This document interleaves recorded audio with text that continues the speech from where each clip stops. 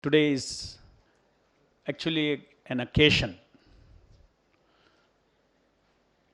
for appreciating and glorifying Dr. Babu Krishnamurti and his sadhana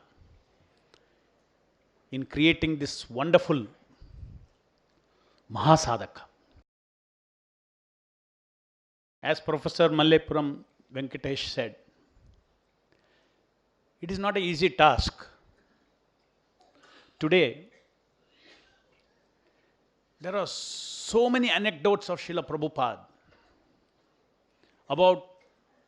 spoken by so many devotees who have met him all over the world.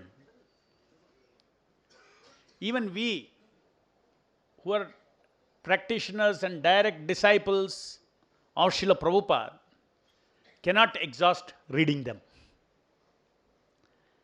And here is Dr. Babu Krishnamurti, after several years of studying these things, have comprehensively created this wonderful work, Mahasadhaka.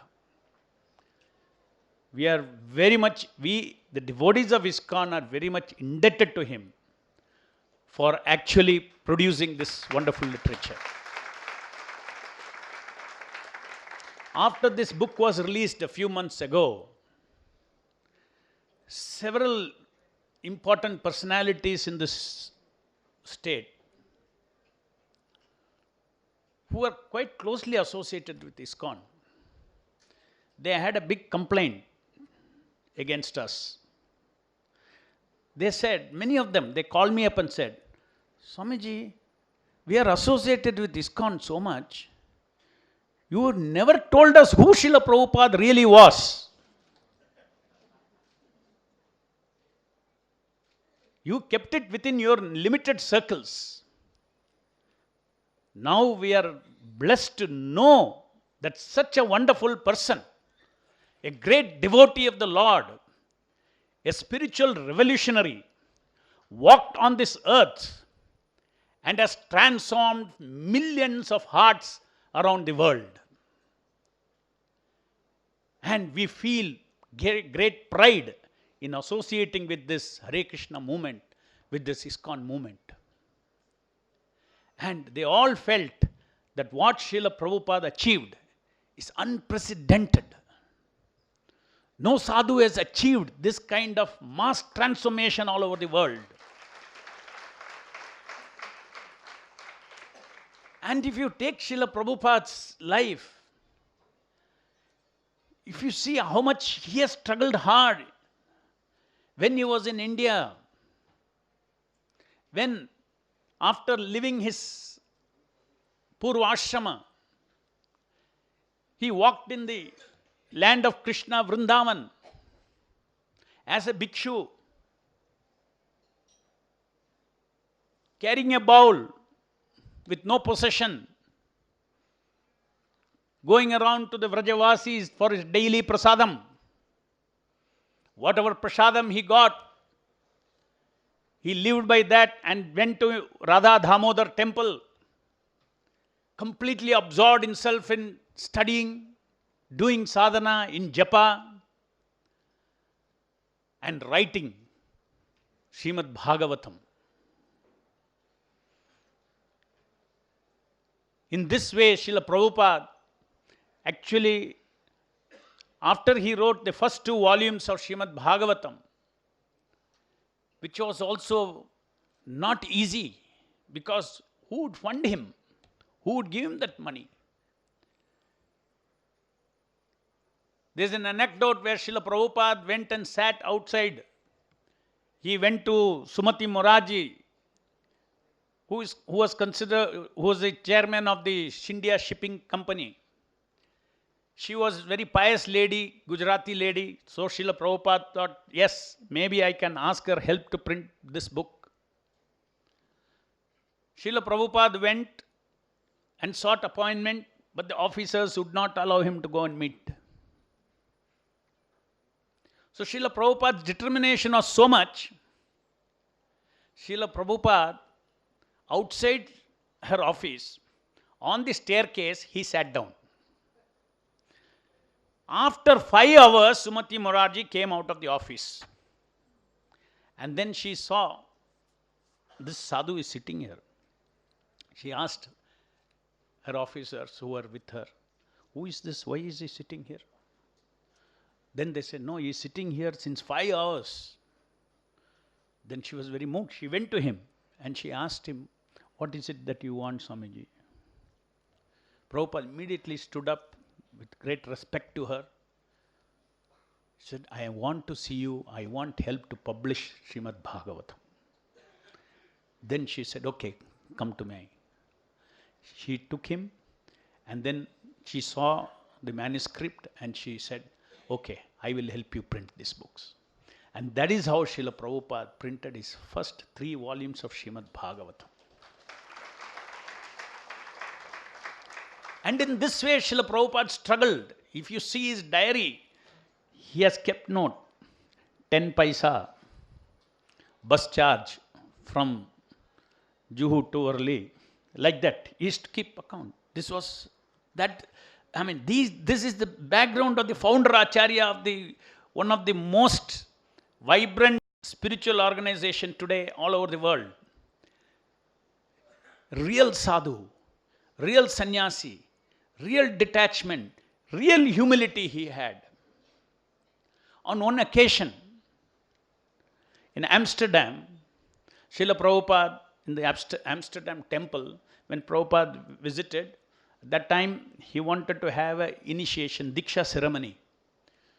So a fire sacrifice had to be organized. Only in front of the fire sacrifice, the Diksha is performed. So the devotees were also new. Prabhupada was saying, what? Nothing is very badly organized. Nothing was organized and Prabhupada was very annoyed. Why this is not there, that is not there. Then he asked, okay, bring some fruits at least, let me place around the fire sacrifice. Then suddenly all our foreign devotees, one of the devotees cut some fruit and brought. So Prabhupada got again more annoyed. He said, I want full fruits.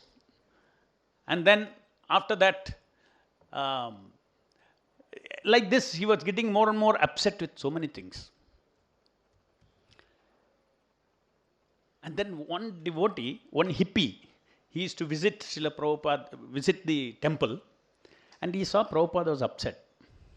So every time he visits temple, he has seen when different people visit the temple, the devotees, what they do, when they tell them, they preach to them that if you get upset and angry or annoyed, you should simply chant Hare Krishna. So this hippie, he heard this so many times. So he went to Srila Prabhupada. He saw he was annoyed. Why don't you chant Hare Krishna? He said. Prabhupada immediately took his japamala, sat and chanted Hare Krishna. Look at his humility. This is Srila Prabhupada's humility. The truth is highly respected. The fact is respected. That the holy name is the shelter of everything. And by his life example, he demonstrated that. Srila Prabhupada, by his translation of these books into English language, he actually took the Indian culture. It is not simply a spiritual movement, it's a cultural movement. He transplanted Indian culture in the lives of thousands and thousands of people all over the world.